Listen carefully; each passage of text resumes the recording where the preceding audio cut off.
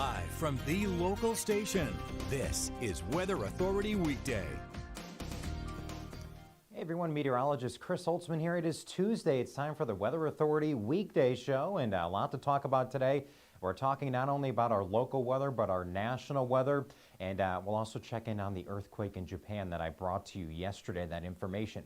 But yeah, it certainly has been a chilly morning. We've had freeze warnings, frost alerts as well. We were cloudy for most of the morning. Right now, we're taking a live look in Mayport. A bit breezy out there. You can see the flag moving there, and that is indicating an onshore wind.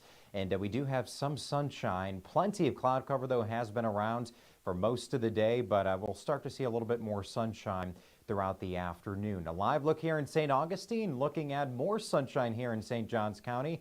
And notice that we are looking at across our area a bit of a breeze there too, and that's something that we'll be looking out for throughout the day as a front crossed our area. It's now to our south.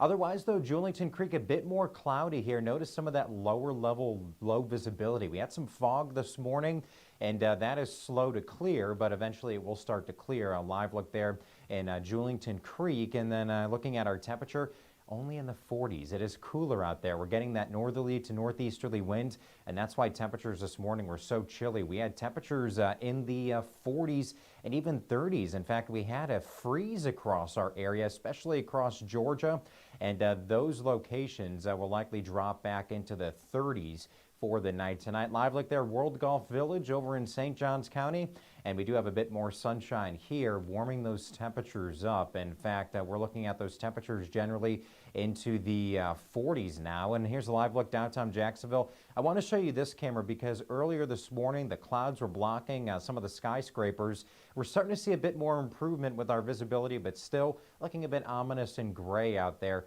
over Jacksonville. Temperature right now of 50 degrees. And that northerly wind around 10 to 15 miles per hour. So it is a bit breezy even there, and even at the Jacksonville International Airport, we have 50 as well with some of those low clouds around. Visibility, though, is improving. Earlier this morning, we had many spots below a mile.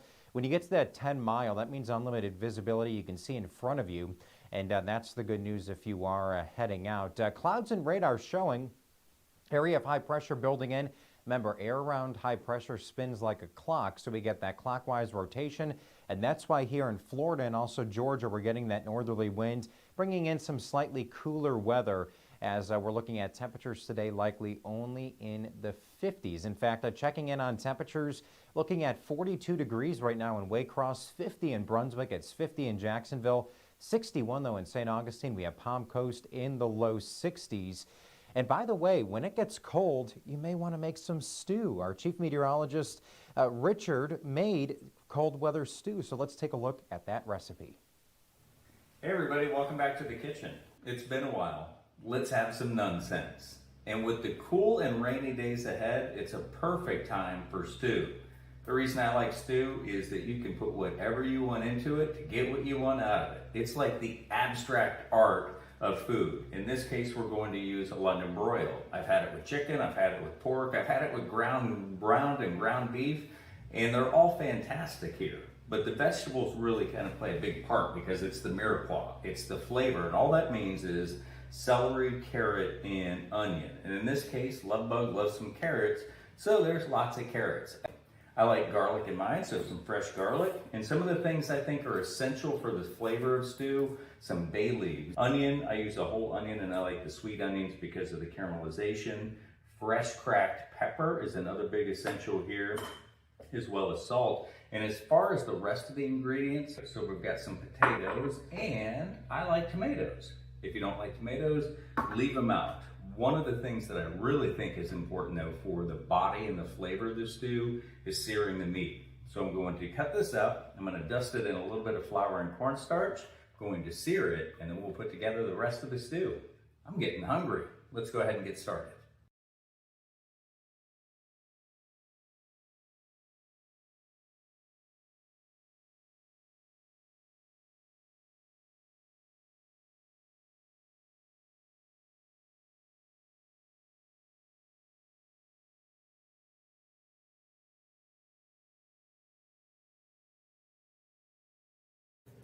All right, here we go. Ready to cook. A quick stir. Everything is distributed inside of the pot so it gets even heat. And speaking of the heat, because there's not a lot of collagen here when it comes to a London broil, this will depend on what meat you're going to put on. Get the lid on there. I've got mine set for 7 hours. I've got it set for slow cook, and I've got it set on medium. And with the Instapot here, it will actually give you the temperature. If you're cooking something that's like a chuck roast or something like that, you'll want to go higher because collagen starts to break down at 206. In this case, there's not much. 194 is going to suit us fine, especially for 7 hours. Well, doesn't that look really good? Stew is great when it's cold outside, and we'll still have these chilly nights the next couple of nights. In fact, I'll talk about, we do have some frost and freeze alerts in effect for some of the same areas that were under alerts this morning. But again, temperatures across our area, we are looking at 42 in Waycross. So that's the coolest spot right now.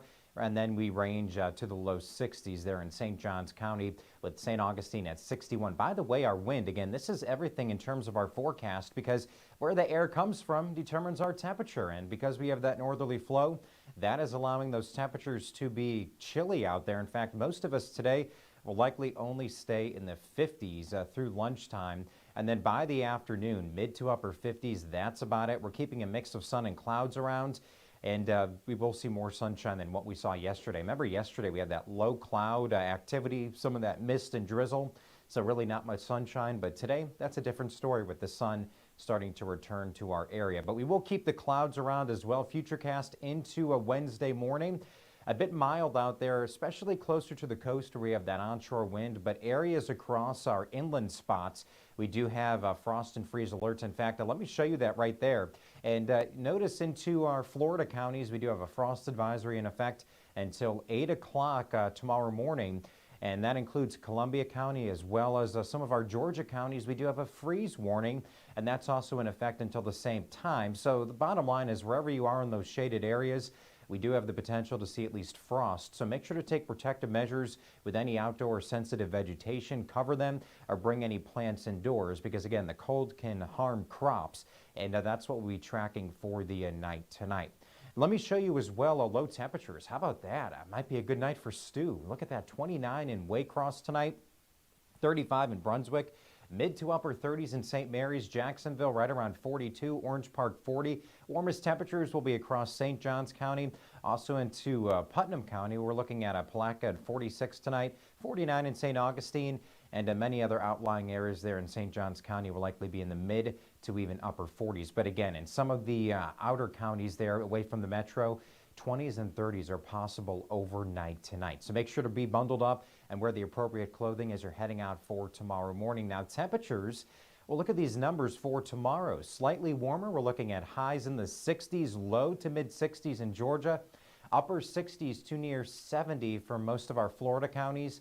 So wouldn't be surprised to see a few spots hit 70 with the comfortable temperatures overhead. We do have plenty of sunshine, and Futurecast shows we are looking at those clouds around, and then by Wednesday in the afternoon tracking more sunshine across our area with those temperatures once again near 70 degrees. So how about that? That'll feel very pleasant across our area. Let me show you our clouds and radar forecast as well. This does a good job of showing you where this activity will be, and with that area of high pressure spinning over the Gulf right now. So what we're looking at is certainly the potential for the dry weather to continue over the next couple of days. Any rain is well to our south, and that rain to our south certainly will be staying there. And one thing we're looking at as well, that area of high pressure is overhead. By the way, you might be wondering during the colder months, how do you protect your skin? Of course, your skin, it's the largest organ in the body, but this time of year with the dipping temperatures, that can wreak havoc on your skin. So in today's Health Minute, Mandy Gaither talks to her dermatologist about, we don't have that, okay. Well, we'll keep on moving then. So we do have that area of high pressure over Florida. I was going to just explain how to protect your skin and some of the colder temperatures that we have. But we are looking at, once again, certainly the colder weather to be at least limited here in Florida. And then as we head into the weekend, we do have a front to our north, and that could bring perhaps some snow across the Midwest. Let's look at our 7-day forecasts. 50s for the day today, so pretty chilly out there. Mid to upper 60s on Wednesday. We have lows in the 40s and 30s for most of us for tonight, so be aware of that. And then later in the week, 60s and 70s will be common across our area. High pressure will keep us dry, and then we'll likely be near 60 by next week. Overnight lows eventually will be near 50 later in the week. Well, I'm going to break down all of our national and global weather that's coming up right after the break. All right, well, welcome back, everyone. Meteorologist Chris Holtzman here. The Weather Authority Weekday continues, and we're going to get back to that package now about the colder weather. Look at some of these temperatures on our 7-day forecast, and 42 degrees is our temperature. If we can pull that up full, 42 at least for many of us for tonight. And what we do have, our skin, of course, the largest organ in the body, but this time of year and the dipping temperatures, that can wreak havoc on your skin. So in today's Health Minute, Mandy Gaither talks to a dermatologist about how to protect your skin in the colder temperatures.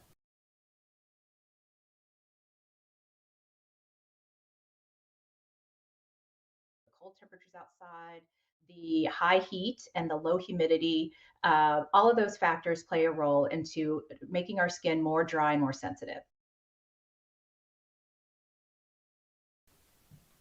All right, well, let's take a look at our earthquake that we had yesterday in Japan. Apology for the technical difficulties there. And I do want to bring in Japan.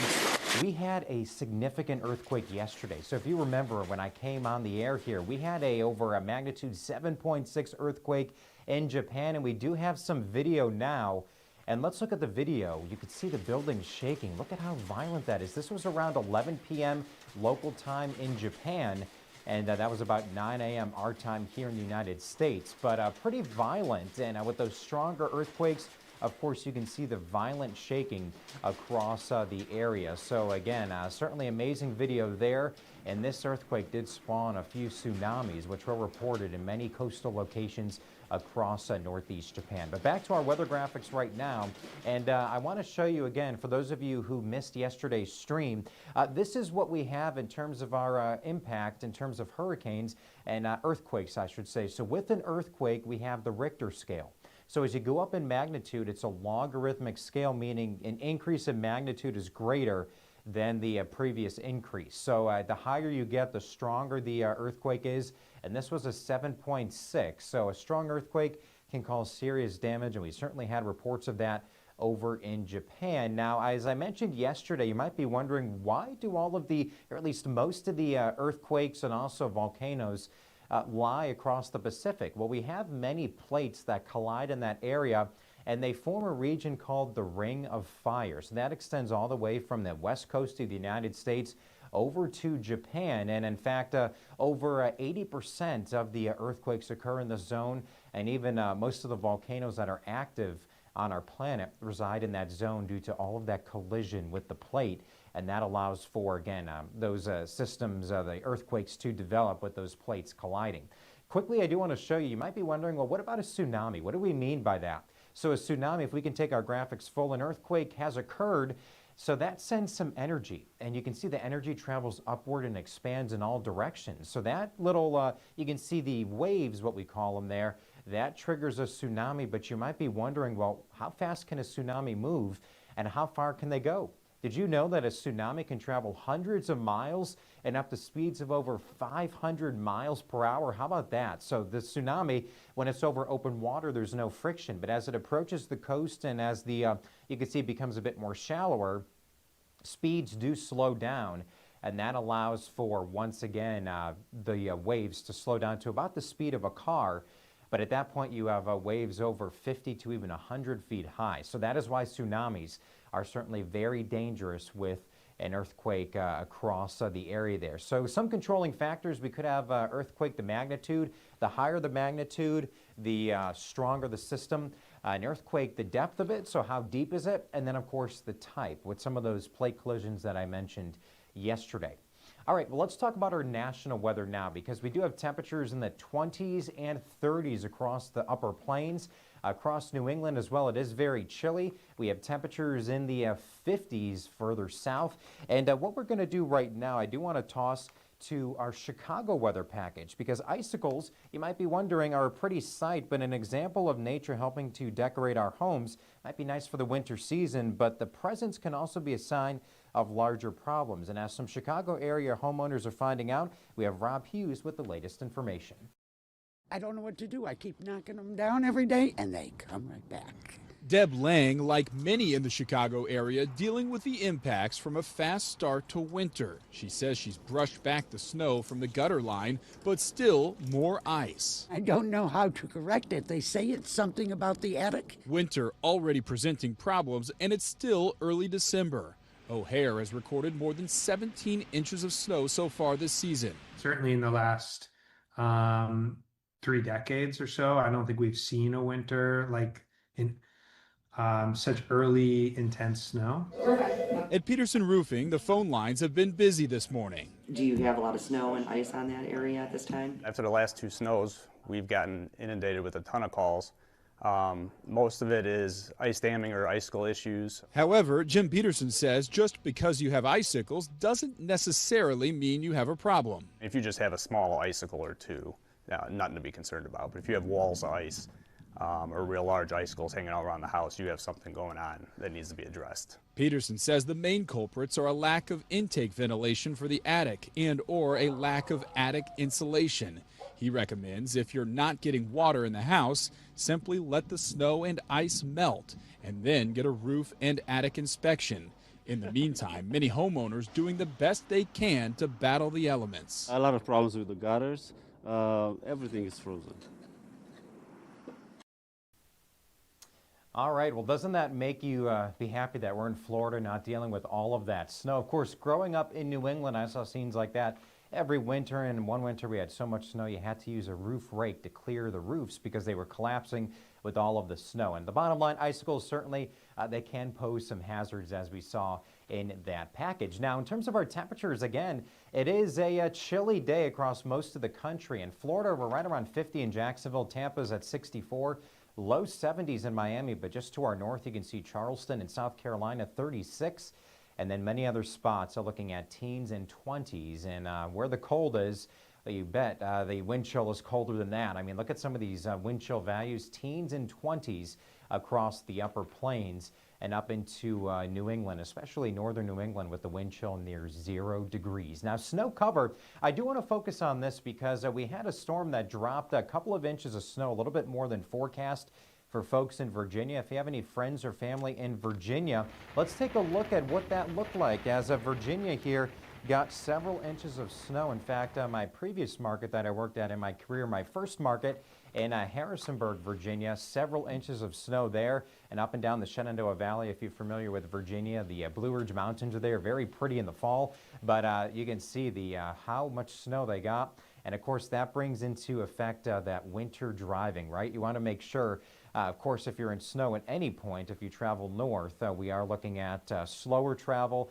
and that led to numerous accidents. But you can see all of the snow across the area in Virginia. Even Richmond got a few inches of snow, Virginia Beach as well, all the way to the coast. They do average about 4 inches of snow a year, but this storm overperformed a little bit more. The snow is lasting a bit longer, and that's why on our snow cover map, which we're looking at the highest totals from the snow across Virginia. And then up into the plains, we've had numerous systems move across those areas. And of course, the mountains out west into Colorado, the Cascades there, feet of snow have fallen in those locations. In fact, let me show you as we continue our radar. This is a live look, and we do have several systems, as I mentioned yesterday, traveling across the northern part of the country, bringing snow right now to portions of Michigan, Ohio, into New York and Pennsylvania, and then into the frigid areas of Minnesota, also North and South Dakota, another system and some rain ongoing to the west of there. And as forecasted snow totals,